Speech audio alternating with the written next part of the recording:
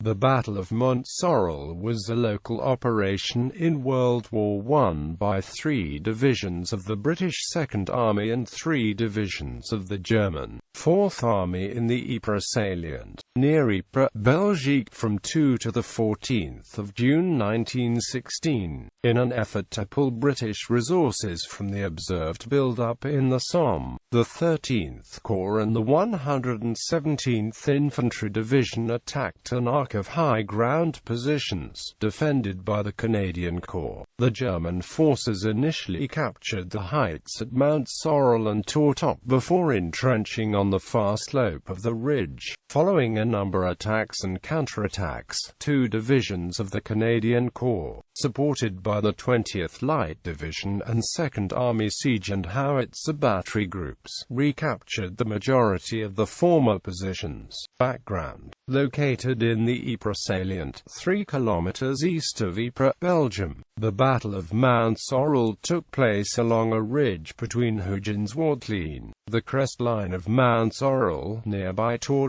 and Hill 61, rose approximately 30 meters higher than the shallow ground at Zillebeek, affording the occupying force excellent observation over the salient, the town of Ypres, and approach routes. The peaks were the only portion of the crest of the Ypres ridge which remained in Allied hands. In northern France, men and resources were being marshaled in preparation for the large British-French Somme offensive. The build-up in the Somme did not go unnoticed by the German Supreme Army Command. The German Second Army, which was holding the sector north of the Somme, had observed preparations for an offensive since the end of February 1916. Short of resources due to operations at Verdun, the Germans could only mount local operations in an effort to divert British resources from the Somme. On the 28th of May 1916, in an abrupt change of command, Lieutenant General Edwin Alderson was appointed to the largely ceremonial post of Inspector General of Canadian Forces in England and was succeeded by Lieutenant General Julian Byng as commander of the Canadian Corps. Battle: German offensive. Byng inspected the Canadian Corps positions and noted that the Canadian troops were overlooked by German positions and under constant danger of enemy fire. He assigned 3rd Canadian Division commander, Major General Malcolm Mercer, to draw up a plan to overrun the more dangerous German positions in a local attack. As the Canadians began preparations for an assault, the Germans were in the process of executing an assault plan of their own. The 13th Corps spent 6 weeks planning and carefully preparing their attack on the Mount Sorrel, Tor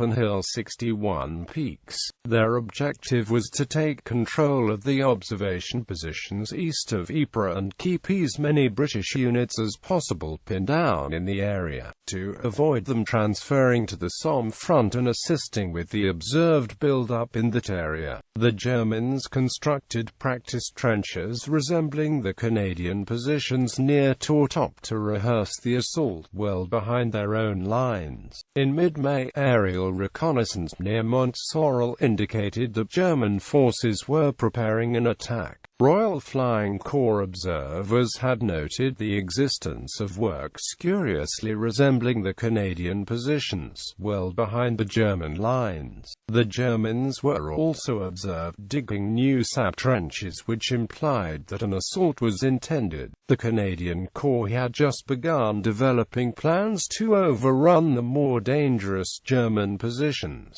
when the Germans executed an assault of their own. On the morning of the 2nd of June, the German 13th Corps began a massive heavy artillery bombardment against the Canadian positions. 9/10 of the Canadian Forward Reconnaissance Battalion became casualties during the bombardment. 3rd Canadian Division Commander Major General Malcolm Mercer and 8th Canadian Brigade Commander Brigadier General Arthur Victor Seymour Williams had been conducting an inspection of the front line when the shelling firing began. Mercer was wounded 3 times and died early on June 3. Williams was wounded in the face and head and taken prisoner. At 1 p.m., German pioneers detonated 4 mines near the Canadian forward trenches, before the Germans attacked with 6 battalions, 5 more battalions in support and an additional 6 in reserve. When the German forces attacked, mainly against positions held by the 8th Canadian Brigade, resistance at the front lines was minimal. For several critical hours both the 3rd Canadian Division and the 8th Canadian Brigade were leaderless and the level of defense suffered. Accordingly, Brigadier General Edward Spencer Hornan, of the Lahore Divisional Artillery, eventually assumed temporary command of the 3rd Canadian Division. However, German forces were still able to capture Mont Sorrel and Hill 61. After advancing up to 1,100 meters, the 13th Corps troops dug in. Although the road to Ypres was open and undefended, no German officer took the initiative to exceed instructions and capitalize on the success experienced by the German forces. Failed counterattack. Lieutenant General Byng assembled a hastily organized counterattack in the early hours of the 3rd of June. Owing to the 3rd Canadian Division's heavy losses, 2 brigades of the 1st Canadian Division were temporarily placed under the control of Brigadier General Hornan, who had assumed control of 3rd Canadian Division. The counterattack was scheduled to begin at 2 a.m. on the 3rd of June 1916. Due to the distances that had to be covered by incoming units, the difficulties in communications and ever-present enemy fire, the time allowed for assembly proved inadequate and the attack was postponed until 7 a.m. The signal to attack was to be 6 simultaneous green rockets. Some rockets misfired and did not burst, resulting in an uneven assault whereby each unit moved from the start lines at different times. The 4 attacking battalions suffered heavy losses as they advanced over open ground in broad daylight. The attackers failed to regain any lost territory but managed to close a 550 meters gap in the line and advance the Canadian front about 910 meters from the positions it had retreated to after the German assault.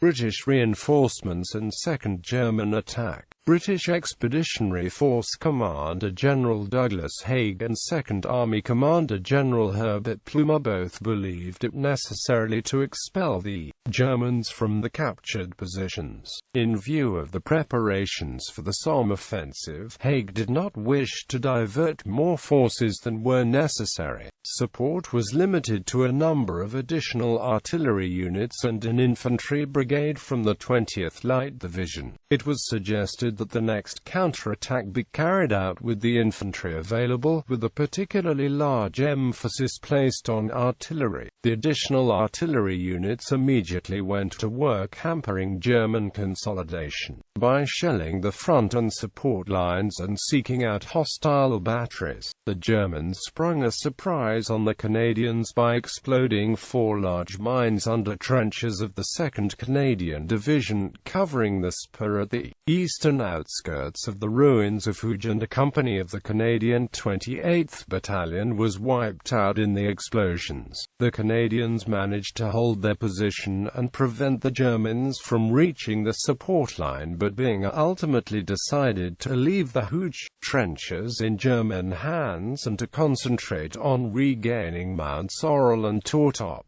To dissuade the Germans from more attacks on the left flank of the Canadian Corps, the dismounted British 2nd Cavalry Brigade came on loan to the Canadian Corps as a counterattack force. Returned to original lines, Byng ordered 1st Canadian Division Commander Major General Arthur Currie to organize a careful attack against the German positions at Mont Sorrel and Tor top. Due to the casualties suffered during the unsuccessful counterattack of the 3rd of June, Currie regrouped his stronger battalions into 2 composite brigades. 4 intense bombardments of 30 minutes each were carried out between 9 and the 12th of June in an effort to deceive the Germans into expecting immediate attacks, which did not transpire. For 10 hours on the 12th of June, all the German positions between Hill 60 and Sanctuary Wood were shelled unremittingly. Particular attention was given to the Canadian Corps flanks, from which enfilade machine gun fire might be expected. The following morning, the Germans were subjected to an additional 45 minutes of heavy artillery bombardment, before the assaulting troops advanced behind a generated smoke screen. The Germans are believed to have been taken largely by surprise, as they offered little resistance and the Canadians were able to take approximately 200 prisoners. With the exception of the trenches at Hooge, the Germans fell back to their original lines, and in a little over an hour the assault was over. On the 14th of June, the Germans launched 2 counterattacks which were repulsed, after which they advanced the trench to within 150 meters of the Canadians but made no further assaults. Aftermath: the Canadian Corps remained in the Ypres Salient in a stationary yet aggressive status until the beginning of September, when the Corps was transferred to the Somme. In the aftermath of the battle and in the wake of the death of Major General M.S. Mercer, Canadian Corps Commander Julian Byng was forced to address the politically sensitive topic of appointing a new 3rd Canadian Division commander. Canadian Minister of Militia and Defence Sam Hughes telegraphed Byng and insisted that his son, 1st Canadian Brigade Commander Brigadier General Garnet Hughes, be given command of the 3rd Canadian Division. To the fury of the minister, Byng instead promoted 2nd Canadian Brigade Commander Brigadier General Louis Lipsett, a highly regarded pre-war British regular, to the post. The minister protested and confronted Byng in August 1916, but he did not relent, insisting that he had nothing against Garnet Hughes, that was simply a better man for the post. The change in command between Lieutenant General Edwin Alderson and Julian Byng was also used as an opportunity to make additional changes, much to the displeasure of Minister Hughes and delight of the Canadian troops. The unreliable Canadian Ross rifle began to be replaced with the British Lee Enfield, and the Colt machine gun with the Vickers and Lewis machine guns. Commemoration for the Canadian Corps participation in the Battle of Mont Sorrel is commemorated with the Hill 62 Memorial. The nearby Sanctuary Wood Museum Hill 62 contains a preserved, simulated section of frontline trenches occupied by the British and Canadians between 1916 and 1917. Allied soldiers killed during the battle are buried in the nearby Sanctuary Wood Commonwealth War Graves Commission Cemetery, Hooge Crater Commonwealth War Graves Commission Cemetery, Maple Copse Commonwealth War Graves Commission Cemetery, and Lidge-St-Oak Military Cemetery. Those killed during the battle with no known resting place are commemorated on the Menin Gate in Ypres, Belgium. The Royal Regiment of Canada conducts a Sorrel Day parade, open to the public, at the Fort York Armoury every year on the second Sunday in June.